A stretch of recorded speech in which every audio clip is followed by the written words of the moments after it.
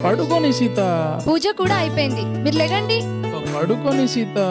అబ్బా లేవండి ప్లీజ్. సిగించుకో. సరే మిమ్మల్ని ఎలా లేపాలో నాకు తెలుసు, అలానే లేపుతా. అబ్బా ఏంటండి? పూజ అయింది కదా, మరి తీర్థప్రసాదాలు ఇవ్వవా? వదలండి, మళ్ళీ స్నానం చేయడం నా వల్ల కాదు. స్నానం నేను చేయిస్తాలే. ఆ?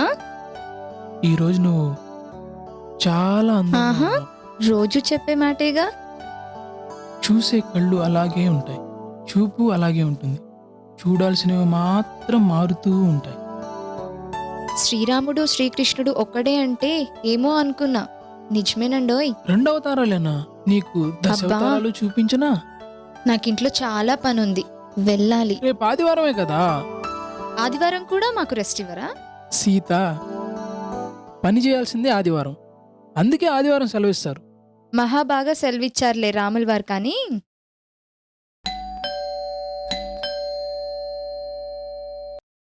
వీడెవడు పానకంలో పుడకలాగా? రా సీత. అబ్బబ్బా ఆగండి, ఎవరో వచ్చినట్లున్నారు. వచ్చాక హా. మీకు ఒక శుభవార్త చెప్తా. ఏంటప్పా శుభవార్త?